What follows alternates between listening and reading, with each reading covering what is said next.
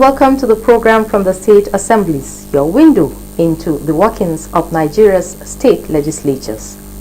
On this episode, Akwa Ibom Assembly moves to establish Central Revenue Account by 2026. Nasarawa Assembly adopts committee report to curb illegal land occupation and fraud.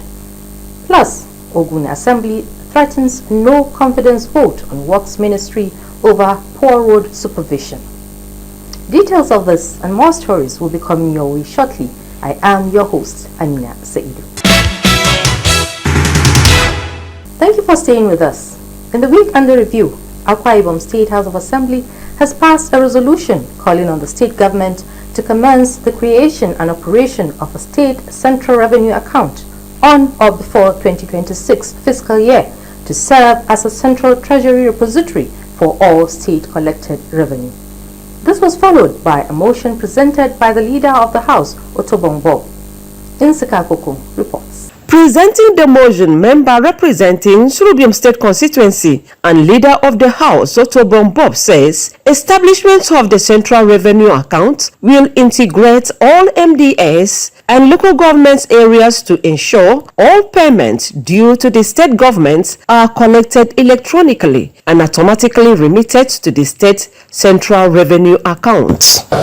Ensure payment platform be made to integrate real-time reconciliation, automated receipting, QR code-enabled payment references and dashboard reporting, align the Office of the Governor, Office of the Accountant General, Auditor General, and each MDA to monitor revenue flow, detect anomalies, and track performance seamlessly. Some lawmakers also speak on the benefits of the Central Revenue Accounts to the state governments. I want to bring to the notice of this House also that the Chairman Internal Revenue Service, alongside the Commissioner of Digital Economy, and some key stakeholders are currently working on this, because this is very important. We're working on the Treasury single account.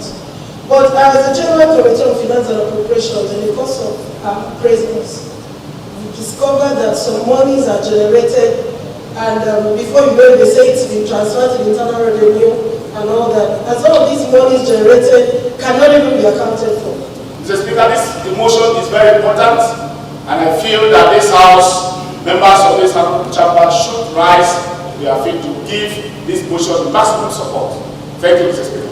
Speaker Akwa Ibom State House of Assembly Udemotong directed the clerk of the House to communicate the resolution of the House to the State Governor Omoyeno. Meanwhile, a bill for a law to provide for the establishment of administration and payment of retirement benefits to members of Akwa Ibom State House of Assembly to ensure contributory, transparent and sustainable pension reform Act 2014, an international best practice, and for related matters passed through first reading and was referred to House Committee on Rules, Business and Ethics for rescheduling.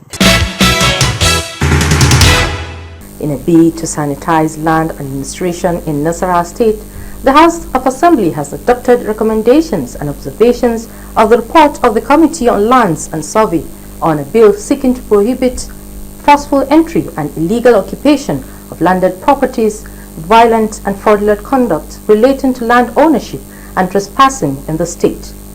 Adams Abdulkadir tells us. Among other activities on the floor today was the presentation of the reports of the Standing Committee on Lands and Surveys on a bill seeking to prohibit forceful entry and illegal occupation of landed properties, violent and fraudulent conduct, among other things related to landed properties in Nasarawa State. Minority Leader Luka Ilia Jekaba pointed out some of the green areas the committee observed during their review. The committee recommends that in Section 4, Subsection 1, the marginal note should be properly written to read prohibition of entry by violence.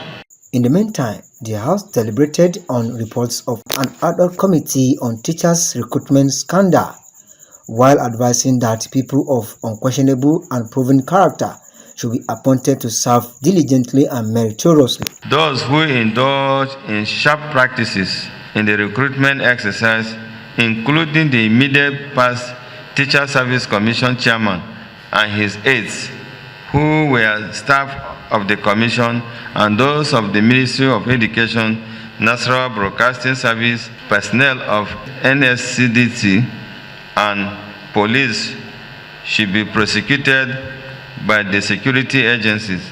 Among other things discussed on the floor was the bill to reenact the Nasarawa State House of Assembly Service Commission.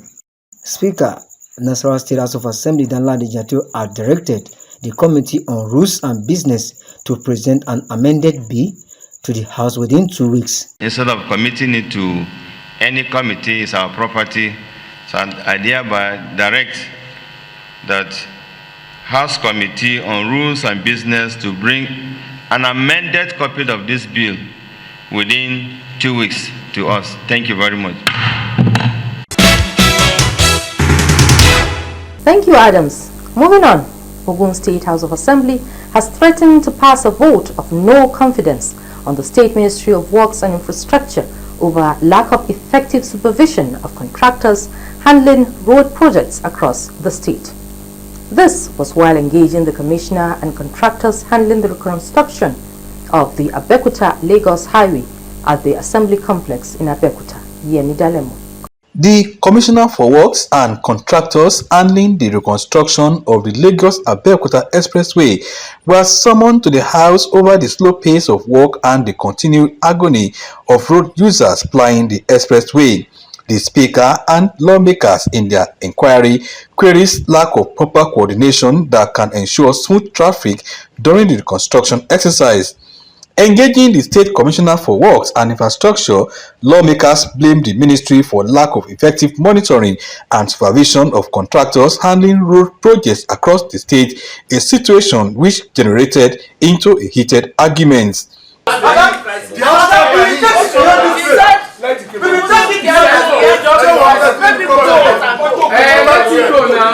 means that that place too is below the sea level. It has to be raised and maybe given proper reinforcement. So this is my own personal survey. And what minority leader have just said now, I would have said it should be the next thing.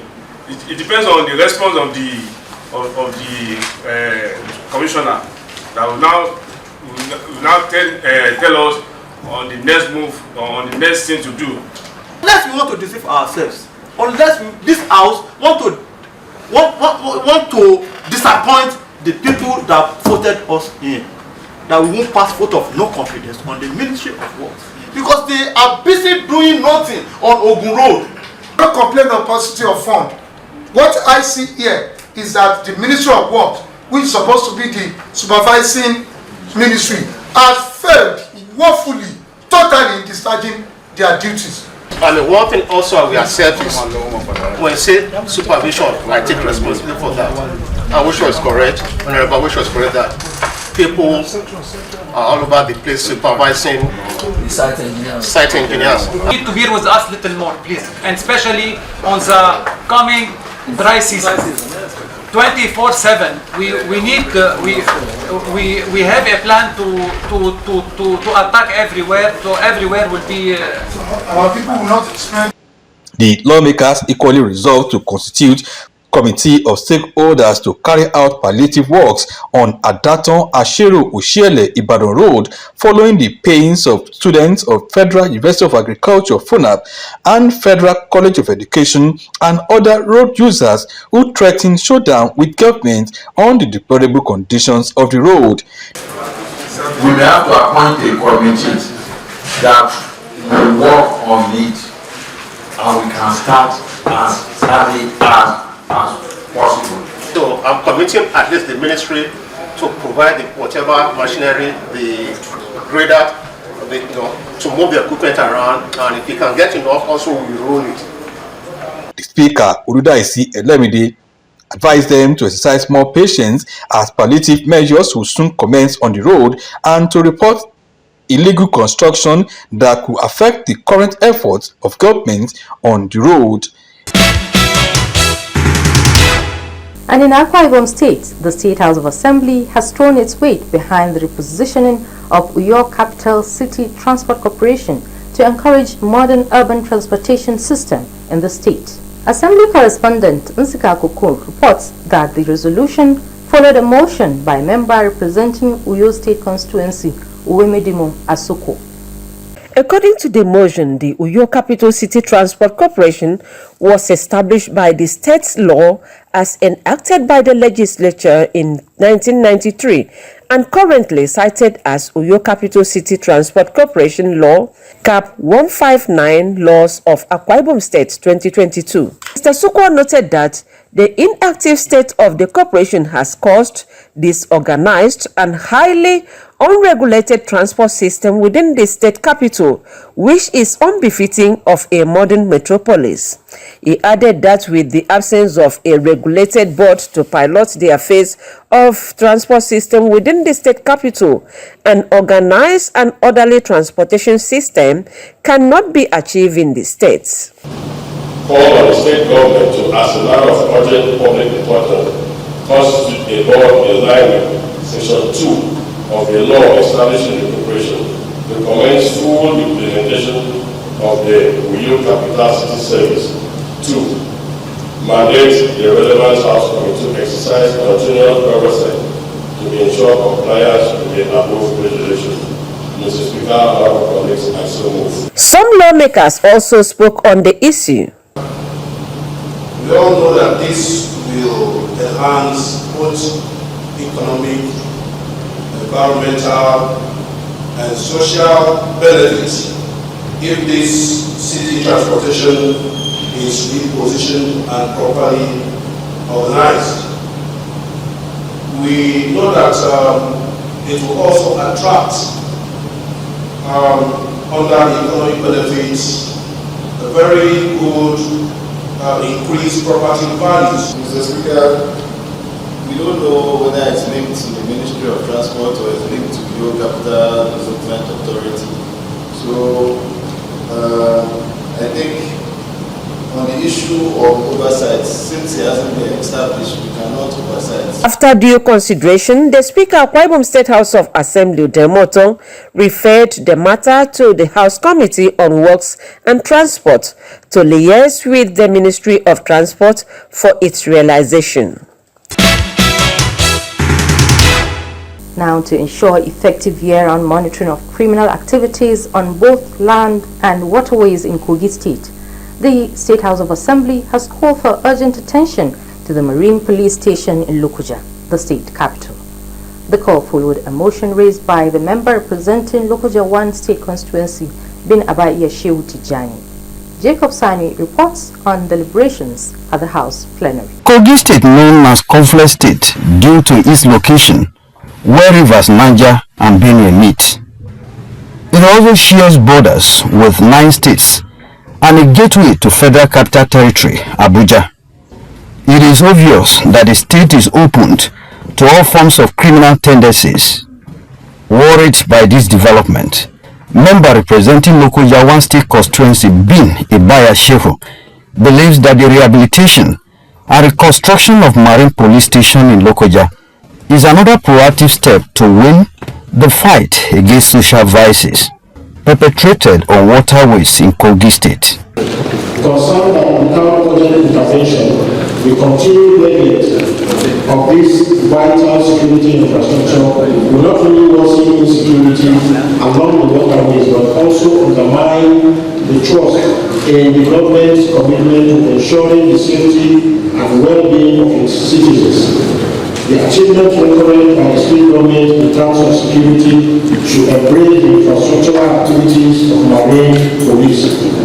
This includes by investing in marine security, with no doubt be reckoned as a proactive approach to addressing crime, improving trade, and fostering economic stability. Deliberating on the matter, lawmakers say multifaceted approach is needed to stop the menace. They appeal to relevant authorities to ensure the rehabilitation of the Marine Police Station in Lokoja, surveillance on Kogi waterways. The resolution, as read by the Deputy Speaker, Comfort Ojoma Ebuaba, seeks immediate action on the matter. And this honorable House to urge the federal government for adequate funding and modern security infrastructure, including speedboats, surveillance technologies, and communication gadgets to enhance the operational efficiency of Marine Police units in Kogi State. Distinguished Honorable Member, if you are sorry, say aye. If you are against, say nay. The ayes have it. The House thereafter directed the clerk of the House to forward the House's position on the matter to the relevant authorities for immediate action. You're watching the program from the State Assemblies, a program that reviews legislative activities in the State Houses of Assembly across the nation. We now take a break. When we return, Kano Assembly moves to adopt Hausa as teaching language, as Delta Assembly holds public hearing on rent control and tenancy bill. Stay with us.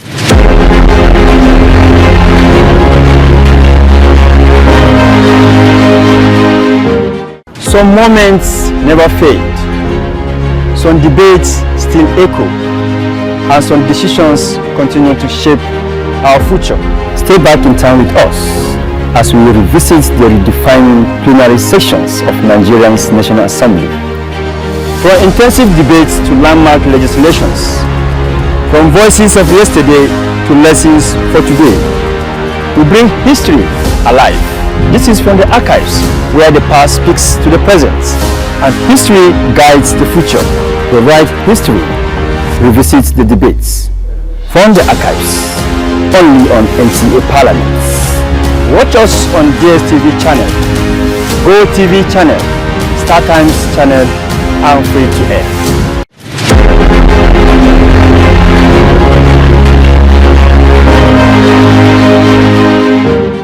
The program continues. Towards improving comprehension and academic performance among students in basic and post-basic schools, the Kano State House of Assembly has received a private member bill titled Kano State Hausa Language Instruction Enforcement Bill 2025 from Representative Musa Ali Kachaku of Takai constituency. Samira Hamis Shura reports that 4 other motions were adopted during plenary. During the plenary, sponsor of the bill, Musa Ali Kachaku, explained that the rationale behind the Kano State Hausa Language Instruction Enforcement Bill 2025 is to bridge the learning gap among students, particularly issues related to exam failures, school dropouts, and other parameters that undermine educational development in the state. Similarly, the House has adopted a request presented by Zakaria Nuhu for the establishment of a College of Agriculture in Gabasawa local government area. On motions, the House has adopted 2 for the construction of roads in Garum Malan and the Wankyunkudu local government areas. The House also supported the renovation of Juma at Mosque located at Saji Gidan Sarki in Ranul. Thank you for that report, Samira. Delta State House of Assembly has held a public hearing on a bill to repeal the State Rent Control and Recovery of Residential Premises Law 1977 and a law to regulate the relationship between landlords and tenants and provide a procedure for the recovery of the premises and other related matters. Godfrey Nzeku has more. The bill comprises 12 parts and 135 clauses seeking to regulate and identify the state housing sector, identify the role of the primary key actors, which include the government, landlord, agents, and tenants. It covers a wide range of issues, including the relationship between landlords and tenants, thereby providing an enabling environment for a housing sector that serves the needs of everyone. The bill before us, which we have sent to you people, I'm sure you've looked into the bill, and your comment today is for us to chat, have a conversation around the bill, and for us to have your input. We do not want a situation where we'll come up with a law that you did not participate, you did not make your input. So we started by public hearing. That's why you're here today. We're not going to do anything on that bill until we have gotten your input. This is an issue that affects not just tenants. It affects the landlords. It's an area of interest for the government because housing deficit is a major challenge globally. And that's why Recently, there was a publication as to the fact that we need to construct about 700,000 houses in the next 20 years to bridge the housing deficit. Stakeholders from the customary court, Ministry of Justice, Ministry of Housing, Ministry of Urban Renewal, Association of Tenants, agents, among others, made their contributions. Tenancy matters sometimes take too long. And it's not as if we want it to take too long. But we are trying to follow the constitution and this very large question of fair hearing. And enact a law to regulate the relationship between landlords and tenants in a tenancy and to provide the procedure for the recovery of premises and other related matters. 15% for increasement for housing, it should be every 5 years. That is, when you're increasing your rent as a landlord, it should be 15% of the previous rent. Then it should be every 5 years. The increment of housing that was suggested that it should be 3 to 4 years, the 50% increment, it should be narrowed to 20% so that it will also help us ease with tenants that are letting the property. And also, the position of estate agent was created to control some of these shenanigans. They can add a landlord child, landlord children, they are also sharing agency fee from the YouTube proceeds. Some landlord will collect half percent of the money. The public hearing is aimed at ensuring that all stakeholders make their contributions before the passage of the bill. In a related development, the Bayelsa State House of Assembly is taking steps to tackle the rising cost of accommodation in Yenagoa and other major towns across the state.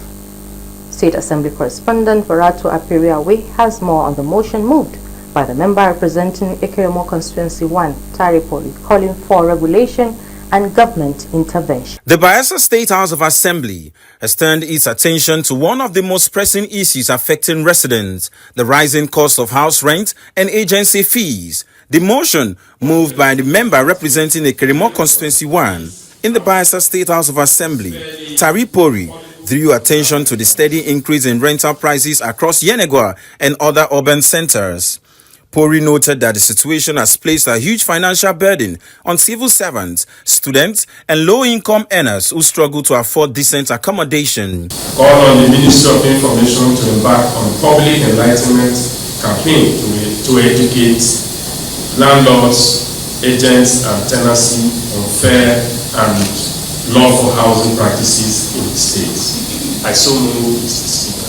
The lawmaker, in his motion, urged the Ministry of Lands, Housing and Urban Development to liaise with relevant housing agencies and landlord associations to come up with a framework that will regulate house rents and agency charges in the state. Mr. Speaker, distinguished colleagues, conscious of the cries of our communities and constituents, civil servants, traders, artisans, and young families who can no longer bear the weight of these arbitrary housing costs.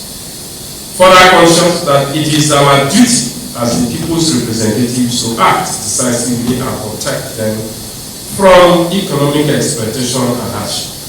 Members of the Assembly who contributed to the debate backed the motion, stressing that housing should be affordable for every Bayelsan. For example, as a civil servant, if you are a civil servant and your monthly income is 118,000 naira, with what the mover has clearly stated in the motion, and you have 3 children, and all of them are going to higher institutions, but some of them are in secondary school.